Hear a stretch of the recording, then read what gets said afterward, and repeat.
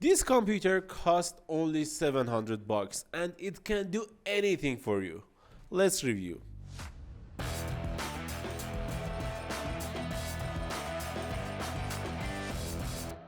This is Minisforum EliteMini Mini PC, which is an interesting machine because it has a nice and powerful CPU with powerful integrated GPU, and it has a lot of features.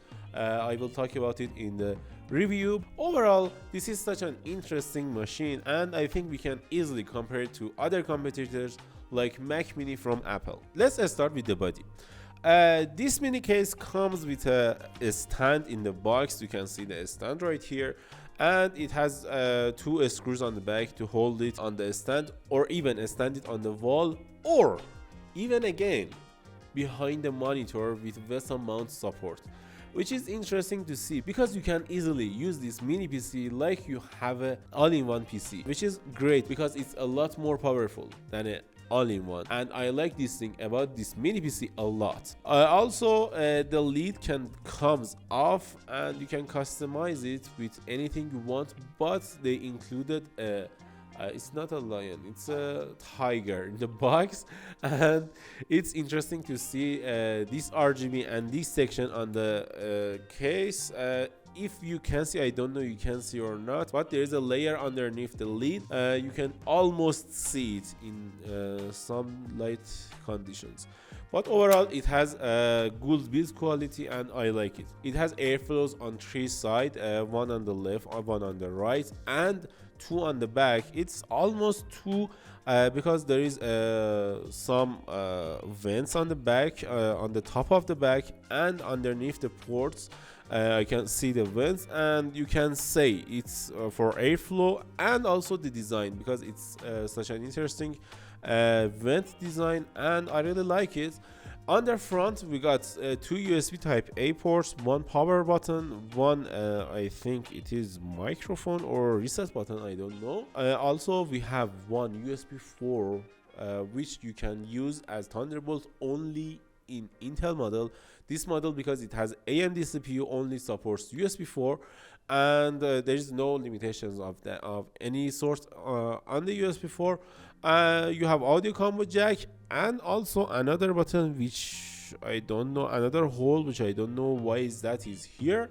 And on the back we got one power adapter port to 2.5 gigabit per second LAN, which is nice to have because a lot of people will use this machine for their saver controls or anything like that, and having two high-speed LAN connectivity is a nice addition. Also, we got one HDMI 2.1, one DisplayPort 1.4, and one USB 4, which all of them can deliver us fast and easy connect to any monitor we want. Also, we got two more Type A ports, an Occolink port, which is interesting because Occolink is a new standard for external GPUs, and we've seen it lately on a Lenovo ThinkBook laptop, and it's interesting to see we have this port right here. It means you can easily connect any GPU to this machine to use it easily without any problem. It supports 63 gigabits per second speed, which is almost 50% more than Thunderbolt, which is nice, and I really like this port because you can easily upgrade your PC without any problem and use it. I like it, and I love to see this port right here. Also, I should say, if you want to use your Occolink port to connect an external GPU, you will lose one of your SSD upgrades, and it's okay, I think, because one SSD is enough for almost any people who wants to use this mini PC. Okay, let's talk about performance. This PC right here has a powerful laptop CPU, Ryzen 7 7840HS processor, which is good, and I have nothing wrong about it, but I want to see the best performing Ryzen 7 on this machine. Also, we have 32 gigabytes of RAM on this machine with 1 terabyte of PCIe Gen 4 SSD that you can upgrade it with two different SSD slots, but if you want to use your external GPU, you're gonna sacrifice one of your SSD slots, which is not a big deal, I think. Also, you can upgrade your RAM, and also you can upgrade your Wi-Fi card easily without any problem. It has easy access for everything. As for the benchmarks, we tested Cinebench R23 on this machine. We got nice results as you can see on the screen for this machine, and I didn't have any problem with it, but I gotta say I wanted to see more scores, higher scores, because it has higher TDP.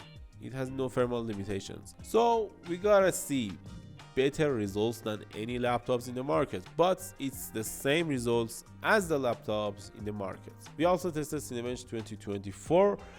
In that test, we got 900 scores for multi-core, which is good score, and unfortunately we couldn't run GPU benchmark because Cinebench doesn't allow us. It only supports 6 or 8 gigabytes or above for GPU VRAM, and this machine doesn't have any dedicated GPU, so we can't run it. But in the BIOS you can borrow VRAM from your RAM, so you can play games or edit videos or do some intensive works and workloads easier than the default mode. I suggest you to use that feature. You can set it to 2 gigabytes, 4 gigabytes or 8 gigabytes, or even use the recommended setting for games, which is good, and it can boost your frame rate easily with this machine. In terms of content creation workloads, we tested Adobe Premiere on this machine and we got 12 minutes and 50 seconds score, which is good. It's not that bad, but if you buy a laptop with RTX 3050 6 gigabytes, you can get better results anyway. But we should not compare this computer to laptops because it has its own purposes. We also tested time spy on this machine and we got nice results. It was okay. It was around 3000 scores. It was like something like RTX 2050 or 6050, but with newer architecture, with better support and optimization for newer apps, which is good. Also, we tested Cyberpunk 2077 on this machine with 2K presets and 1080p presets, as you can see on the screen.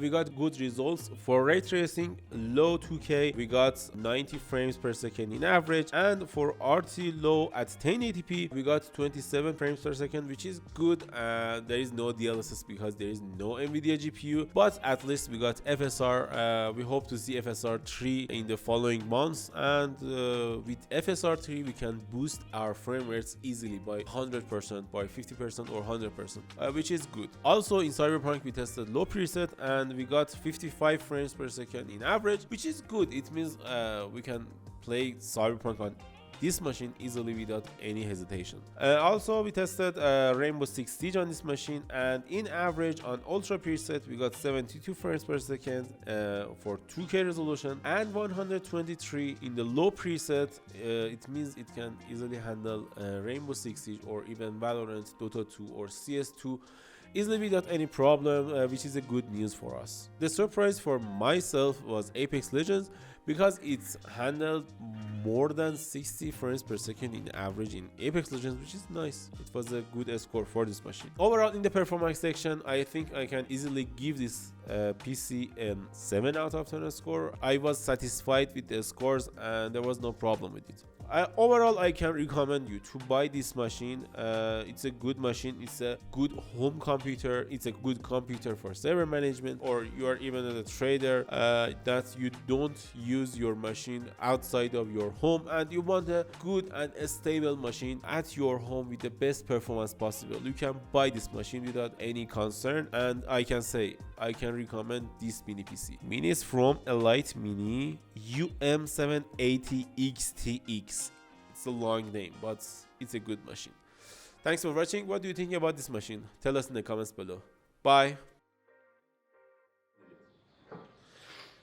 What do you think about this laptop? Oh, it's not a laptop. It's a mini case with a laptop CPU. Oh. Oh my god.